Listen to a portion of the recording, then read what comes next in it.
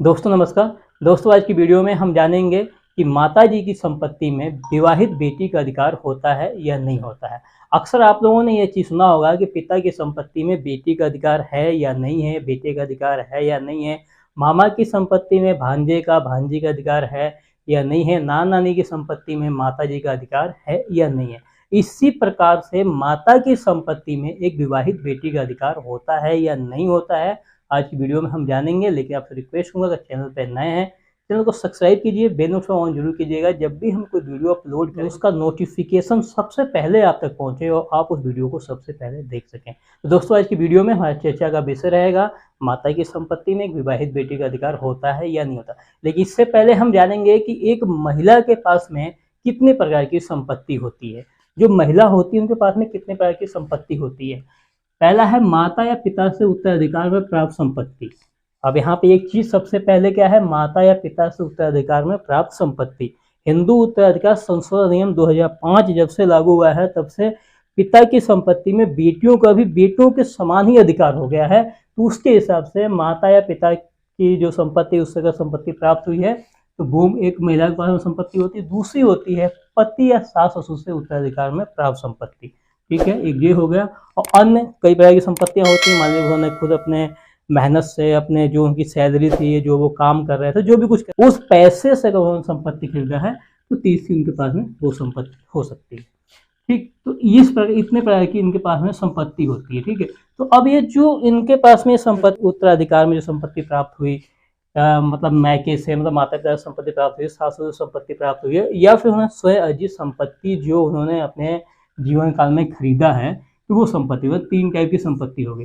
अब ये अगर अपने जीवन काल में ये तीनों टाइप की संपत्ति को किसी व्यक्ति के नाम पे अगर वसीयत कर देते, हो सकता है वो परिवार से बाहर हो, अगर वसीयत कर देती हैं तो इनके जो बेटा बेटी पति यानी और कोई व्यक्ति उस संपत्ति पे दावा नहीं कर पाएंगे। ठीक है, यहाँ तक आप समझ चुके होंगे। अब यहाँ पे एक चीज आता है कि अगर ये वसीयत करके अगर इनकी मृत्यु हुई है तो उस संपत्ति पे तो किसी का जो है कि दावा हो ही नहीं सकता है।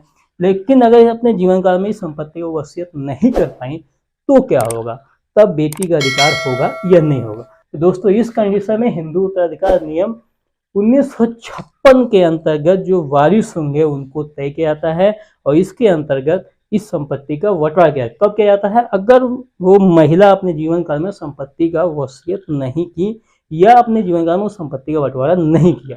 और ये दोनों पोजीशन में अगर उन्होंने नहीं किया, अपने जीवन काल में नहीं किया, उसके बाद अगर उनकी मृत्यु हो जाती है तो उस संपत्ति का बंटवारा हिंदू उत्तराधिकार नियम 1956 के तहत किया जाता है। इसमें जो धारा जो 15 है ये बहुत ही महत्वपूर्ण है। अब इस धारा के अंतर्गत क्या होता है कि पहला जो संपत्ति का वारिस होता है, एक जिस महिला ने संपत्ति का वसीयत नहीं किया, उनकी मृत्यु हो गई, उनकी संपत्ति का सबसे पहले जो वारिस होंगे पुत्र पुत्री और पति। इनमें जो है पहले जो वारिस होंगे महिला के वो पुत्र और पुत्री और पति होंगे। अब यहाँ पे आता है पुत्र भी नहीं है, पुत्री भी नहीं है और पति भी नहीं है। ठीक है, उन महिला के ना पुत्र थे, ना पुत्री थी, ना पति थे। तो फिर पति के जो वारिस हैं उनके पास में जाएगा। पति के वारिस कौन हो सकते हैं, माता और पिता हो सकते हैं। ठीक, इनके पास में जाएगा।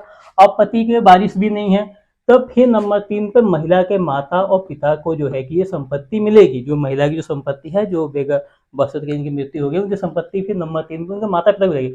अगर माता पिता भी नहीं है तो जो उनके पिता के वारिस मतलब जो महिला के भाई होंगे उनमें ये संपत्ति चली जाएगी। ठीक है, अगर ये पिता का भी कोई वारिस नहीं है तो फिर माता जी के वारिस होंगे। ठीक है, माता जी के जो मायके पक्ष होंगे वो इस संपत्ति के वारिस होंगे। तो मेन टॉपिक यहाँ पे ये था कि क्या एक विवाहित बेटी का माता की संपत्ति में अधिकार होता है या नहीं होता है, हिस्सा होता है या नहीं होता है। तो पहले ही नंबर 1 पे ही दिया हुआ है कि एक महिला जो होती है अगर उन्होंने अपने जीवन काल में संपत्ति का वसीयत नहीं किया है तो उनकी संपत्ति के जो पहले जो वारिस होते हैं पुत्र पुत्री और पति होते हैं। तो इस हिसाब से क्या है कि पुत्री एक महिला की मतलब पुत्री जो अपनी माता की संपत्ति में हिस्सेदार हैं, उनका भी अधिकार है। तो इस हिसाब से दोस्तों अगर इस हिंदू उत्तराधिकार नियम 1956 की धारा 15 के हिसाब से अगर आप देख रहे हैं तो इस हिसाब से एक विवाहित बेटी का माता की संपत्ति में अधिकार होता है। मेरा वीडियो बनाने का मेन मकसद था कि लोग ये चीज़ तो जानते हैं कि पिता की संपत्ति में बेटे का अधिकार होता है, बेटे का भी अधिकार होता है, नाना की संपत्ति में माता का अधिकार होता है, मामा की संपत्ति में भांजे और भांजी का भी अधिकार होता है। लेकिन यहाँ पे कुछ लोगों को ये नहीं पता है कि विवाहित बेटी का माता की संपत्ति में भी अधिकार होता है। उम्मीद करता हूं इस वीडियो को देखने के बाद में आप ये सभी चीज़ समझ चुके होंगे अगर वीडियो अच्छी लगे तो वीडियो को लाइक कीजिएगा, सारी चैनल को सब्सक्राइब कीजिएगा। मिलेंगे नेक्स्ट वीडियो में किसी बेहतरीन टॉपिक के साथ, तब तक के लिए जय हिंद, जय भारत।